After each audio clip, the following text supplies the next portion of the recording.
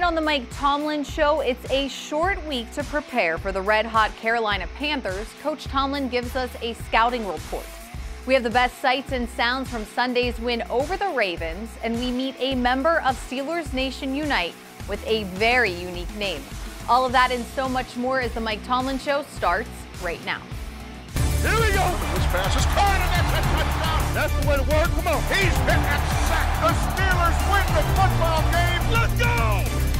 Come get it. You know what it is. This one is in the history books. Here we go. The Mike Tomlin Show is presented by 84 Lumber.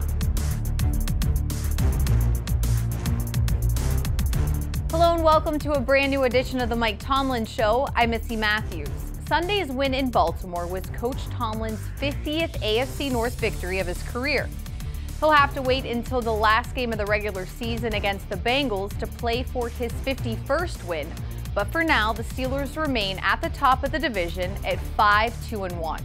Pittsburgh is clicking on all cylinders. The offense continues to pound the rock on the ground with James Conner, and Big Ben is finally connecting with Antonio Brown on a consistent basis. What's even more promising is the continued improvement of the defensive side of the ball, most notably minimizing those splash plays. Bob Pompiani is with Coach Tomlin to recap Sunday's 23-16 win over the Ravens. Missy, thanks very much. And the Steelers win again in the AFC North, now 5-2-1. Coach Tomlin's here to talk about that game.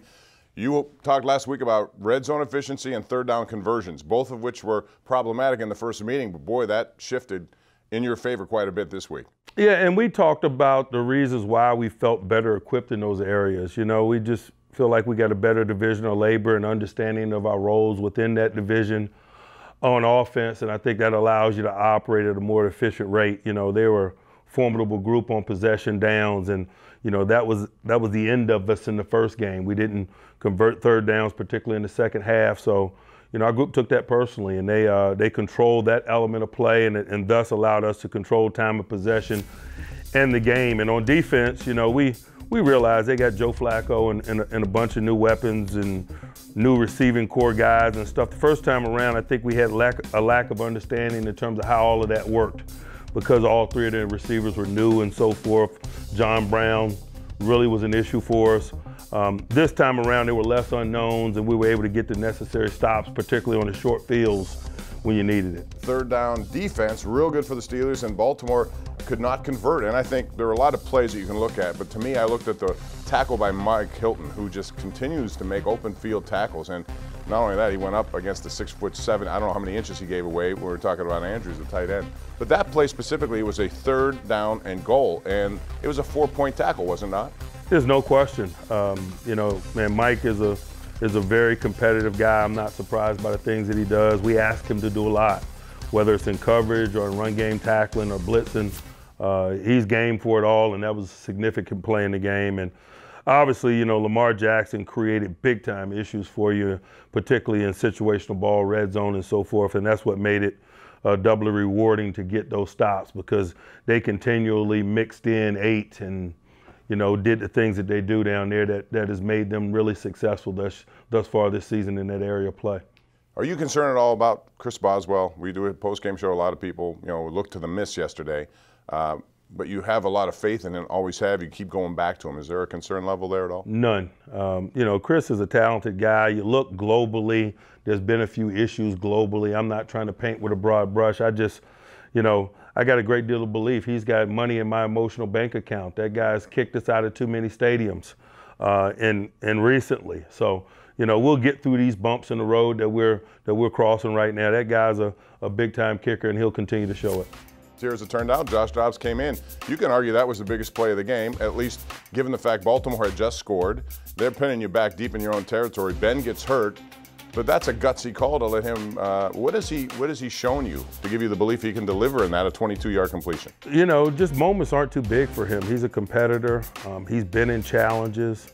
And he seems to always kind of persevere and come out on top. And I think the more someone does that, then you can recognize that as something that's real, and you can come to expect it. And we have.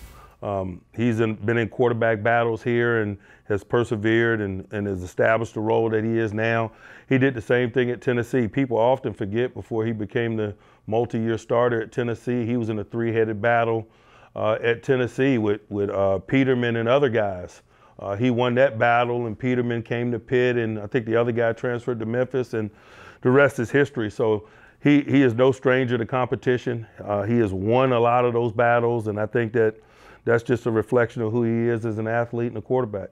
No question, that was one of the turning points. Baltimore had momentum. They're thinking they're going to get the ball back on a punt, and boom, it goes the other way. And then a 51-yarder to Jesse James turns out to be 3 big points. So the Steelers are now 5-2-1. They got a big game coming up on a short week.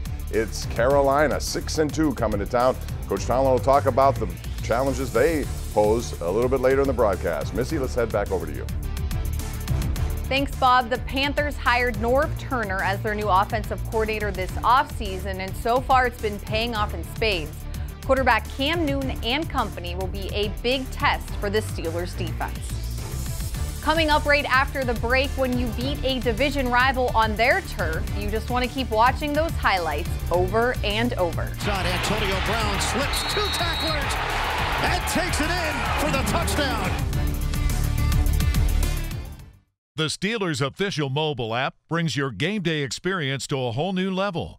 The app features a new game center full of stats, drive charts, and video highlights. Following the game, watch live press conferences and video interviews. Download the Steelers' official mobile app for free today.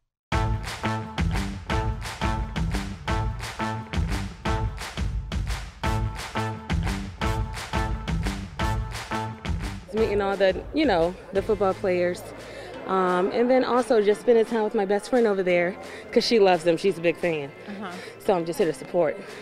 But other than that, just meeting all the different women from different cities, different states, and just enjoying it. It's awesome. Yeah. I'm having a ball. Can you tell I'm tired already?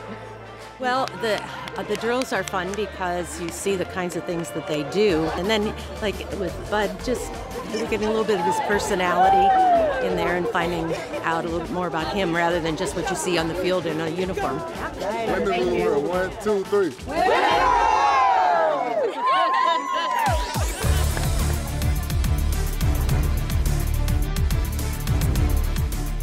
Well, there was a lot to love about the win on Sunday against the Ravens. James Conner ran for 100 yards for the 4th straight game. Ben Roethlisberger scored his 2nd rushing touchdown of the year, and Antonio Brown did Antonio Brown things.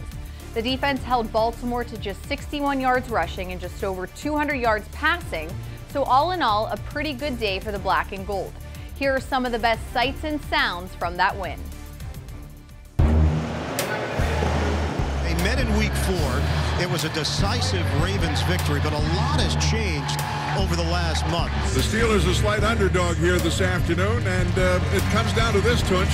If you win here today as a member of the black and gold, you kind of control the division. Right. Big time game. Be a lot of great moments. Let's go, baby.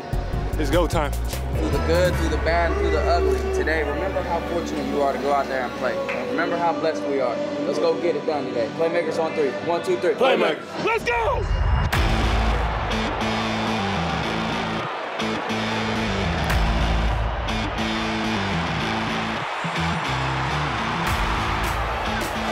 Decibels go up at M&T Bank Stadium.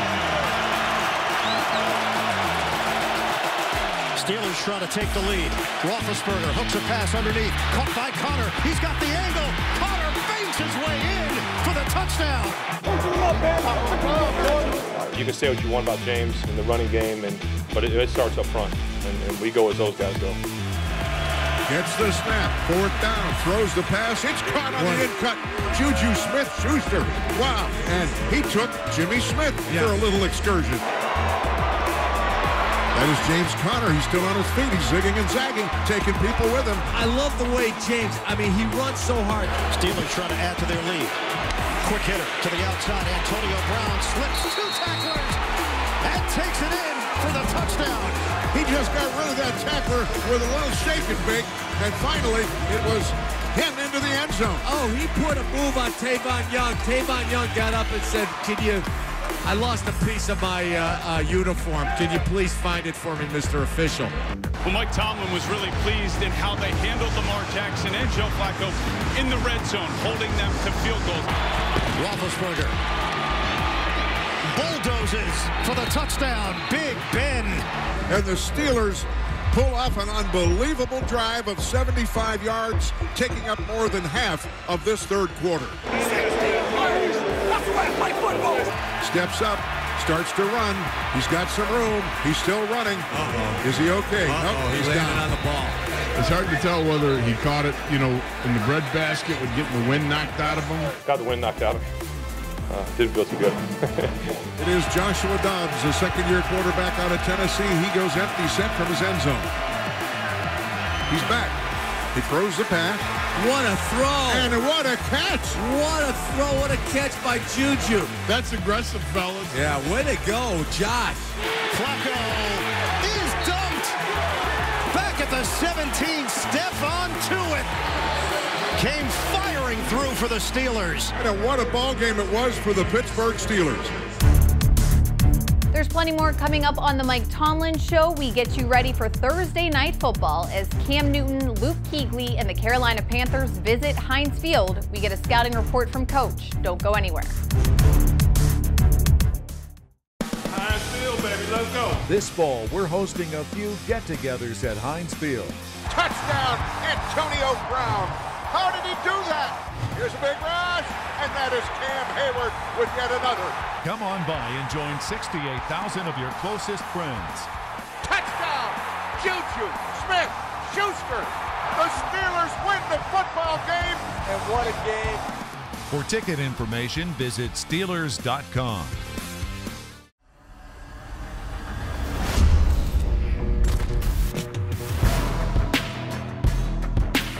Look good, feel good, play good. They got him in a bear hug.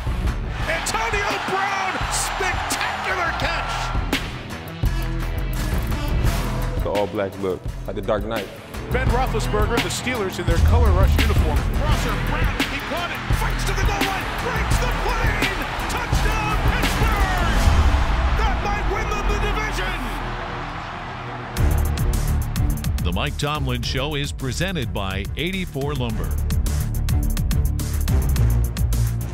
Well, you just saw TJ Watt and James Conner sporting the Color Rush jerseys that the Steelers will be wearing tomorrow night against the Carolina Panthers. And the Panthers visit Heinz Field riding a 3-game winning streak, coming off a dominating performance over the Buccaneers. Cam Newton will be the most dynamic quarterback that the Steelers defense has seen all season, and he's flanked by a dual threat in running back Christian McCaffrey. On the defensive side of the ball, playmakers like Dante Jackson, Luke Kuechly, and Thomas Davis look to be a thorn in the side of Ben Roethlisberger all night long. Both Pittsburgh and Carolina face the same challenges in a short week. The players need to focus on recovery, and the head coach needs to implement a game plan in just 2 days. So let's head back over to Bob and Coach to find out what we can expect from the Panthers.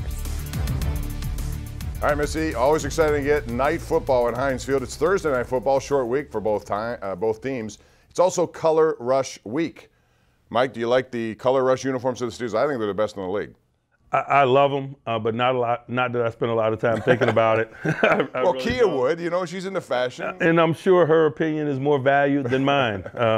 Sometimes I often don't know what we're wearing until I show up at the stadium. But I do appreciate it. They are sharp unis.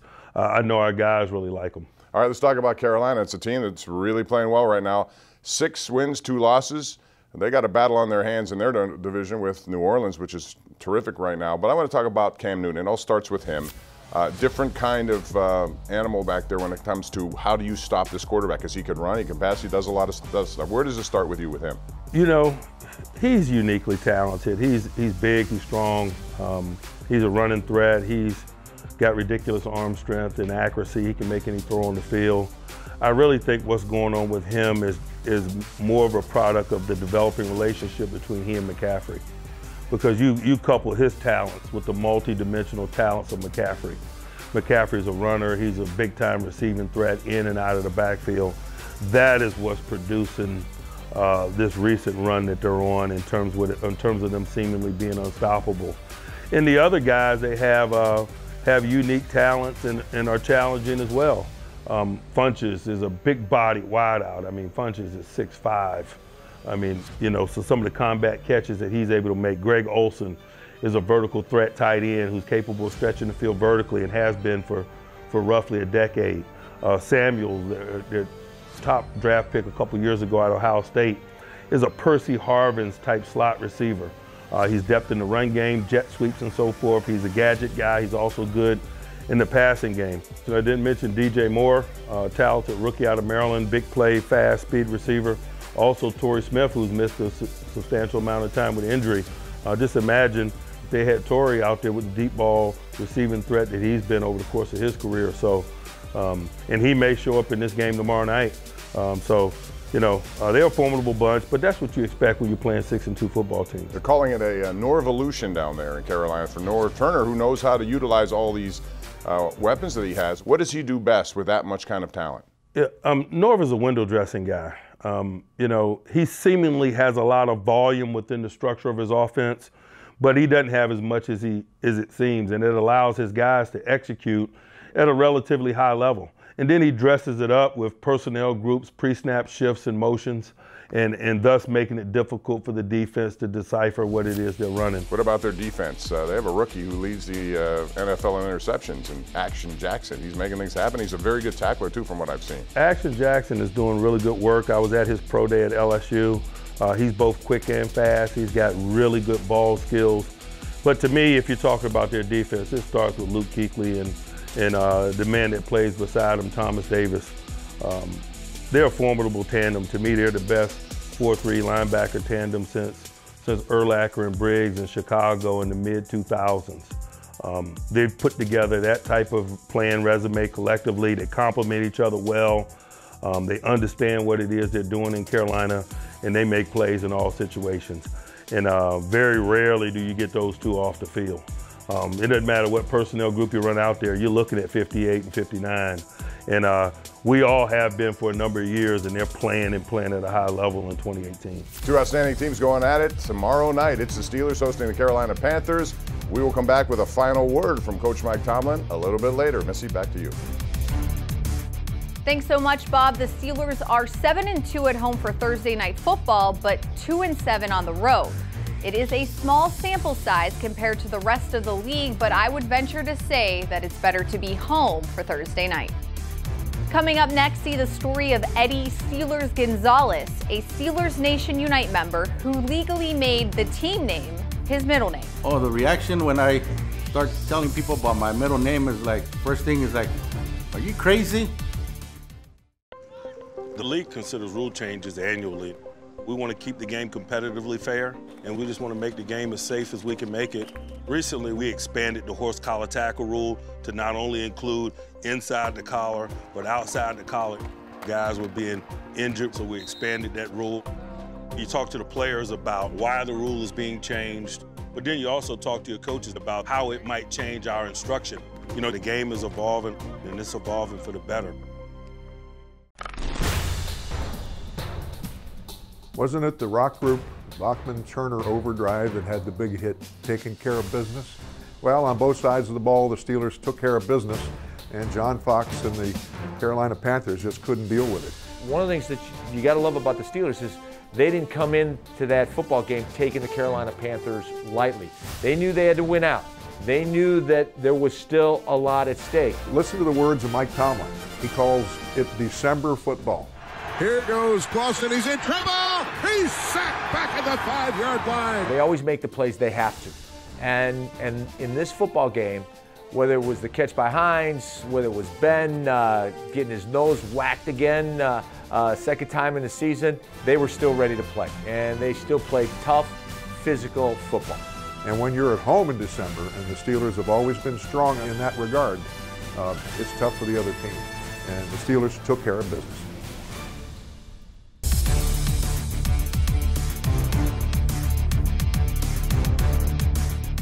Steelers Nation certainly is one of the most dedicated fan bases in the entire NFL. Waving your terrible towel is just one way to show your fandom, but we've seen everything from tattoos to man caves to vehicles and even teachers indoctrinating their students.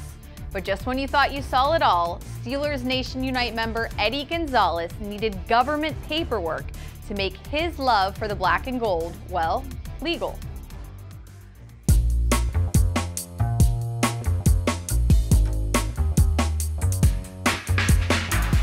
Oh, the reaction when I start telling people about my middle name is like, first thing is like, are you crazy? I go, hell I am, you know. I'm crazy for my Steelers, you know, so. And of course, when I've been at the bar, you know, I get some free beers, you know, once I show my ID. I became a Steeler fan in the early 70s. I was a little kid growing up in El Paso, Texas, and, you know, back then, the Cowboys and the Steelers, you know, and my dad, he used to say he was rooted for the Steelers and the Cowboys, but, you know, I know deep inside, you know, he was a Steeler fan. He was one of the ones that inspired me to become a Steeler fan. The process of adding Steelers to my middle name took about 6 months, just the process of being a U.S. citizen. As you put in the application for U.S. citizenship, it asks you could change your name. I said, I got to do something that nobody has done, that you haven't heard of. Once you put in the application that's the name you want it to be, there was no turning back. So I definitely chose Steelers. Oh, everybody's done a double take, you know, when they see Steelers as my middle name, you know, written on my resume, interviews, job interviews, all that, you know, sometimes I do have to show them my ID, you know, just to prove to them. You know what, it's, being a Steeler fan is just the passion that we have for our team. And I think not just myself, you know, as a Steeler fan, but throughout the world, all Steeler fans, you know, we just have a passion. It's just awesome. I think it's family that brings us together, that feeling, the passion that we all have as Steeler fans. Well, that's going to do it for tonight. Thank you so much for joining us for this edition of the Mike Tomlin Show presented by 84 Lumber. Before we say goodnight, let's get some final thoughts from the head coach. All right, Missy, we have seen, as you saw in that piece, Steeler Nation is everywhere, and they adopt just about everything, including names. So, Eddie Steelers Gonzalez, have you, in your travels, come across any kind of fanatical stories regarding Steelers and their fans? Like you would not believe. Man, Steeler Nation is incredible. I've seen a guy with a life-size portrait of me tattooed on his back. You know, that's funny. There's a young lady whose parents have brought her to Latrobe a couple times, and her name is Tomlin, Tomlyn. And boy, those are two dedicated Steeler parents right there. I'm never surprised by Steeler Nation and their commitment. No, they are committed and they'll do things, and we've done stories before of the houses that have turned into Steeler shrines. I mean, you see that kind of stuff. But never before have we had a nickname or a middle name Steelers until now. Coach, thanks very much. Look forward to next week and a big game tomorrow night against Carolina. Thank you. All right, that's Mike Tomlin. And that's going to do it for our show tonight. Thanks for joining us. It's a big game tomorrow. We'll have you covered pregame on KDK TV. For Missy Matthews and Coach Tomlin, I'm Bob Pompiani. We'll see you again next Saturday night for another edition of the Mike Tomlin Show presented by 84 Lumber. Have a good week.